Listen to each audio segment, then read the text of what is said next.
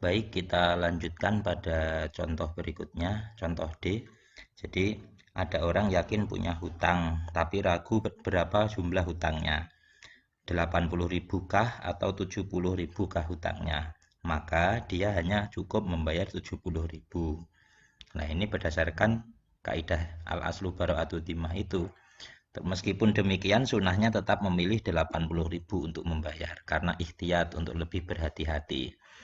Terus yang terakhir, yakin punya hutang tapi ragu sudah bayar atau belum, maka belum bayar. Jadi beda ya yang D sama yang E. Kalau yang D ragu jumlah hutangnya, kalau yang E itu ragu sudah bayar atau belum. Kalau sudah bayar atau belum ya berarti belum bayar. Dua contoh yang terakhir ini berdasarkan ini ada satu ibarat, satu penjelasan dari Ibnu Hajar dalam kitab fatwanya. Laukana alaihi dainun wasyaka fi qadrihi lazimau ikhrajul yakin fakot. Jadi kalau punya hutang ragu kadar jumlahnya maka wajib mengeluarkan yang yakin. Kita lanjut kaidah cabang yang nomor 3 yaitu al aslu al adam. Asal dari sesuatu itu tidak ada, tidak ada hal yang menguntungkan orang lain. Jadi ya nggak ada masalah. Jadi contoh langsung aja. Seorang mengaku telah diberi izin untuk memakai hak atau barang orang lain. Dia mengakunya begitu. Kemudian sang pemiliknya malah mengingkari, enggak, aku enggak memberi izin. Mana yang dibenarkan ketika ada keraguan seperti ini?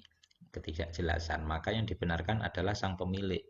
Karena al-aslu al-adam, asal dari sesuatu itu tidak ada, tidak ada hal yang menguntungkan orang lain. Baik, selanjutnya yang B, investor akad mudorobah atau kirot mengklaim. Jadi akad mudorobah atau kirot itu adalah akad tanam modal, kemudian nanti hasilnya dibagi, bagi hasil. Baik, saya lanjut. Investor akad mudorobah atau kirot mengklaim adanya laba yang besar, sedangkan amil pekerjanya, amil mengingkarinya. Enggak, labanya cuma sedikit. Maka yang dibenarkan adalah amil tentang berapapun jumlah laba dari hasil kerjanya karena mengikuti al-aslu al-adam, asal dari sesuatu nggak ada hasil maksudnya.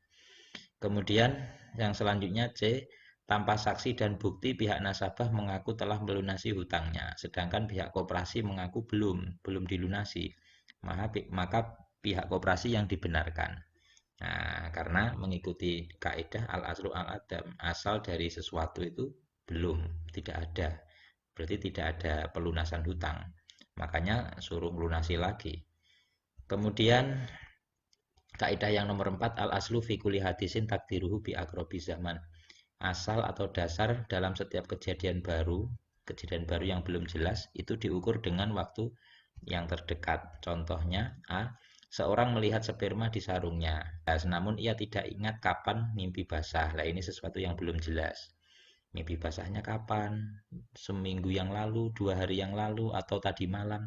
Maka mimpinya dihukumi pada waktu tidur terakhir. Nah, maksudnya mimpi basahnya. Maka mimpi basahnya dihukumi pada tidur yang terakhir. Sehingga cukup mengkodok sholat yang dilakukan setelah tidur terakhir itu dan sebelum mandi wajib. Nah, itu sesuai kaidah al aslu fi kulli hadisin takdiruhu bi akrobi zaman. Takdiruhu bi akrobi zaman itu maksudnya ya diukur dengan zaman terdekat. Jadi kalau ragu saya ini keluar spermanya pas malam kapan, tidur kapan, itu diambil tidur yang terdekat.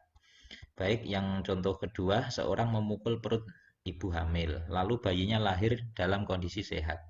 Namun selang beberapa hari bayi itu mati. Maka si pemukul tidak dihukumi sebagai penyebab matinya bayi, sebab zaman terdekat sebelum mati adalah sehat. Jadi begini ya, kronologinya adalah setelah dipukul, lahirnya itu sehat. Selang beberapa hari, umpama seminggu itu sudah sehat.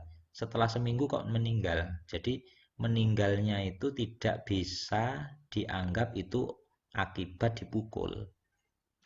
Karena waktu yang terdekat itu bukan dipukul, tapi waktu yang terdekat adalah sehatnya itu.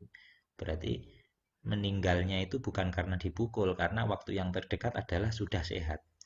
Nah, itu maksudnya begitu. Itu takdiruhu bi akrobi zaman. Kemudian yang nomor 5, kaidah cabang al yakun bisak, yaitu al aslu fil abdoi at-tahrimu, asal dari kelamin itu hukumnya haram. Contoh langsung, jika diyakini ada wanita mahram yang berkumpul bersama para wanita dalam suatu tempat, umpama dalam suatu desa, namun belum bisa dideteksi mana yang mahramnya. Ini yang saudara mahram saya mana? Maka tidak boleh menikahi salah satu pun perkumpulan wanita itu. Umpama di desa, yuk wanita satu desa itu nggak boleh dinikahi. Hanya gara-gara ragu bahwa salah satu diyakini ada wanita mahram. Cuma dia nggak tahu persis mana saudara mahramnya. Nah, itu kan sesuatu yang meragukan. Kalau ragu makanya dikembalikan pada al-aslu fil abdoi atau asal dari haram. Akhirnya untuk berhati-hati ya akhirnya satu kampung dihukumi nggak boleh dinikah semua. Jadi kronologinya begitu ya, saya ulangi. Awalnya yakin. Jadi awalnya kalau di desa itu ada saudara mahramnya.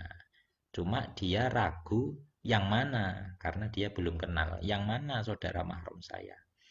Nah, itu di kronologi begitu. Baik, demikian kaidah Zalubisak. Silahkan yang perlu didiskusi. Terima kasih, mudah-mudahan ada manfaatnya. Dari saya cukup sekian. Assalamualaikum warahmatullahi wabarakatuh.